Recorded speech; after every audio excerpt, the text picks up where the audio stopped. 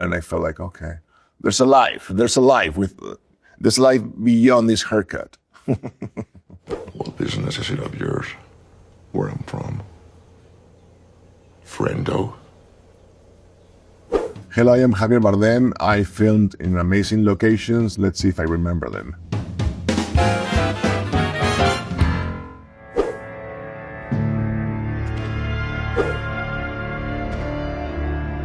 Well, this is obviously No Country for Old Men, and I would say the location is New Mexico, right? It was New Mexico. I was going to say Marfa, Texas, but no, it's New Mexico. Yeah, Las Vegas, New Mexico. Las Vegas, New Mexico, exactly.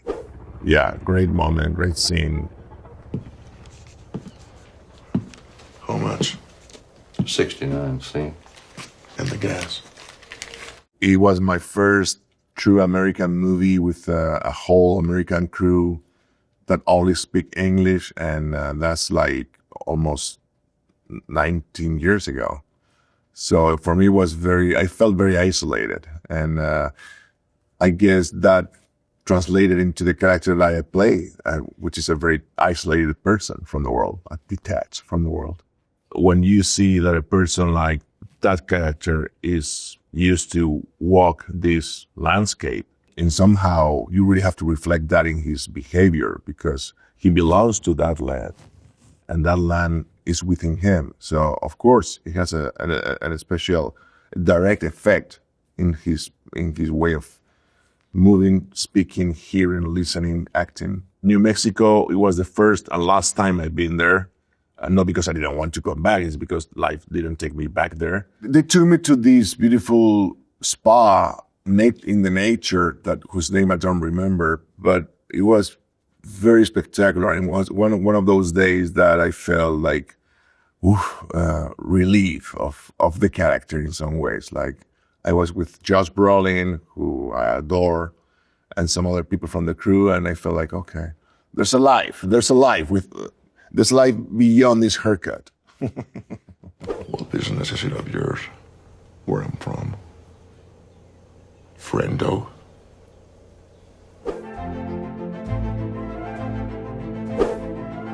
I remember being on the top of one of those dunes and see the valley underneath, the valley of sand underneath.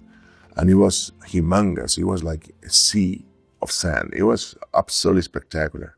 It's one of those things that you are so blessed to witness because of the work you do. And you realize that what they pay you for is to wait. The acting, you do it for free because it's a luxury. I would say this is Dune 2, and this is the desert of Abu Dhabi. I think this is the scene where the sandworm riding happens, no? Yeah. Shai Hulud decides today if you become Fremen, or if you die. It took Denis, if I recall, like 3 weeks to shoot that scene, that sandworm riding. And that's why it's so good. When you see it, it's absolutely like goosebump.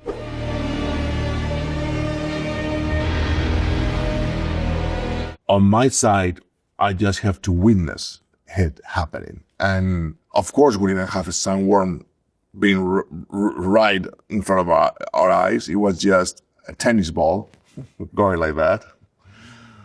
But since we knew what he was doing with the sandworm unit, and we saw some of the things that they were doing, and some of the shots were already shot, we had that in our minds. And that's why we really believed that little yellow tennis ball was a big, huge sandworm.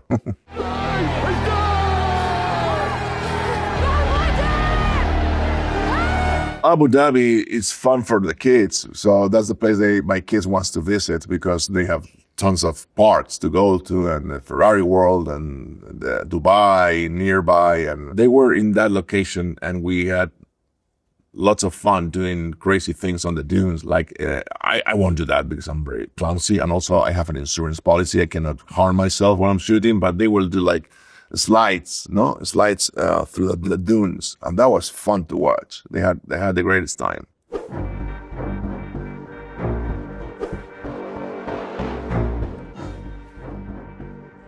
Skyfall, London Underground. Very cold day. We were shooting the scene with Chase in the underground in London. It was fun. It was fun to have the whole London subway for us. I mean, that part. They changed some of the aspects of that slide because in reality you have these bumps, these things that avoid people to do it. But they took them out. Of course, otherwise there won't be a scene.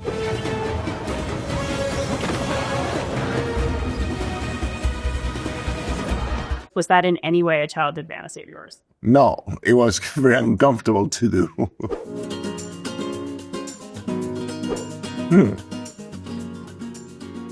Ah, yeah. Is this Barcelona? Yeah, this is Barcelona, the attraction park in Barcelona for Woody Allen's movie, Big Cristina Barcelona. I see why you love your fiancé. He's very charming Yes, he's lovely. and very well suited to you. I don't think I like the way you say that. And that day again, they shut down the whole thing for us to shoot the scene. And it was fantastic to be in such a beautiful area in summertime with those beautiful actresses playing a romantic lead. It's like, wow, what a gift.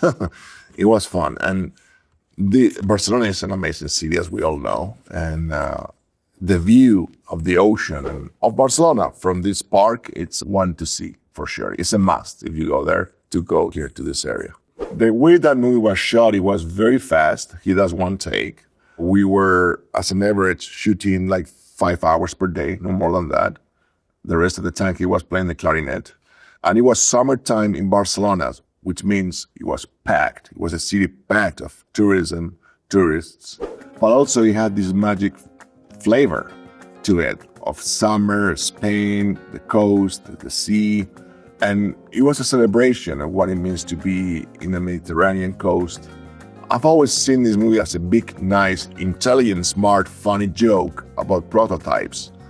The Latin lover and the American girls that fall in love with him and the crazy Spanish Latin woman that gets in the picture. You know, I always have your best interest.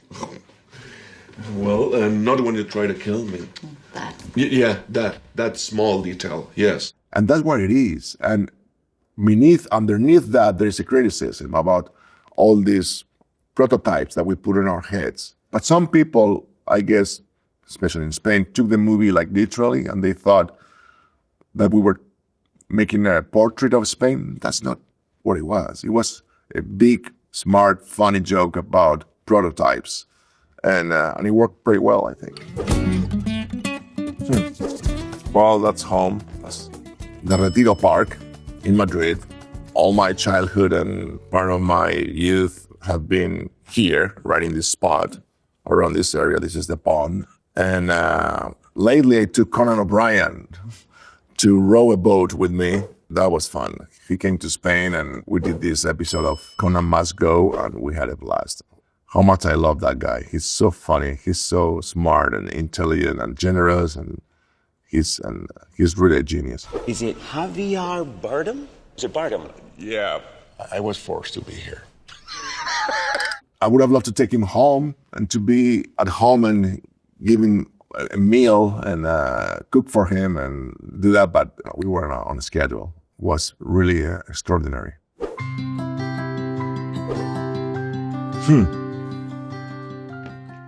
This is April Love. This is Bali. I think this is the little beach where Julia Roberts and I had a scene where I invited her to come with me to my boat and sail away and start a new life, and she prefers not to. Great scene, and what a luxury to have the chance to work with her. Amazing actress, great woman. I have the perfect camping spot. Just you and I and 400 parrots. I remember being able to, again, going to some locations that you may not know or heard of unless a good location team of the movie will take you. And once we get there, I was mesmerized by the quality of the water and the beauty of it. And it was all for us because we have to shut it down for us to be able to shoot the movie. So it was like a luxury, like to be there on our own and be able to jump in the water with nobody around. You are slender and elegant in the distance, but up close you are round and fresh.